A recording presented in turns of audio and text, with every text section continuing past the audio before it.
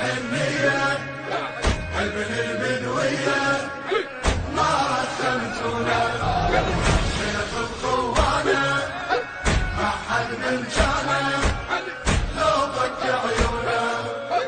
عباس راعي الشام طبهم شيخ المهدى ثابت بعلومه ويرهب يوم المهرفة هنا. سمعوا ورجل على القاع ماتوا قدامه بساع صاحوا لدخيلك مو قد حيلك والموت بيمنا. طب شايل رايه مخطوطه بايه حي على الموت والكل تشوفه صاح انا الكافي انا لكم نازهي طلعوا الاسنان حط بيهم خوفه. عباس طبعه ورعد بيها وصاح حيهم صوته وصل للخيام وبصوته كثر فيهم والمات بالمعركة ما فرزنوا من حيهم. هرد شايل جربه وخير شرب من عدها الطير ثبته الخوة وفعله سوى وحل الكل تبشير. التوزيع والبث الشبكي غانم البديري.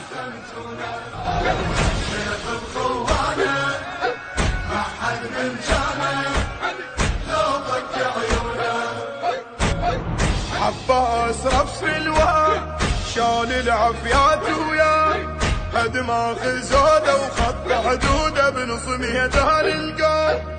الخيل واهل الخيل ضاقت من جف الوهل من اللي ردت تحرق عيب يدنق يعرض بالزردوب حيدوا من هذا وكل حق يجيبه ما يعرف خوف تشهد لايامه اني ضق ضيمه بهجيها الغيمه ما صار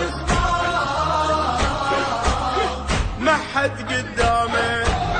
عباس شد مهرته وصاب المعارك طبها عذبوا طب الحروب والسفره الخربها. عباس عطشان وعركته الماء يشربها اطفال وخيمه وماي واحتار بهاي وهاي ما شرب ايده وعاف عضيده وظل هو الوفاي.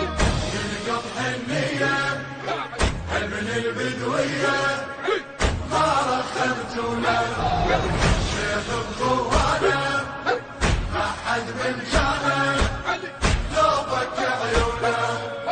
ما يعرف شنه الموت حط الخوف بتابوت كاف الخدر اخته يعور بختلي بزعل الخوان عالي وما دنق راس متروف وكل احساس ابو قلب الطيب كله مشيب من هاي العدوان. ينقض حنيه ابن البدويه ويحب الدار ما رخمتونه ما حد بمكانه شيخ بخوانه لو فك عيون. عباس كافل ضعن خيه ولو اختاب الحال كل شي بعيون الجفل خدر الله يصبح نار. الخلق كلها تصيح لا بس ابو فاضل صار قبال القوم يحيرون حقهم من يشردون غير ابن حيود وراعي الزاد ومن عده يرجفون. ينقض حنية ابن البدوية ما رخمتونا شيخ بخوانه ما حد من جانه لو ضك عيونه. البث والتوزيع الشبكي غانم البديري. جميع الحقوق محفوظة لدى غانم البديري.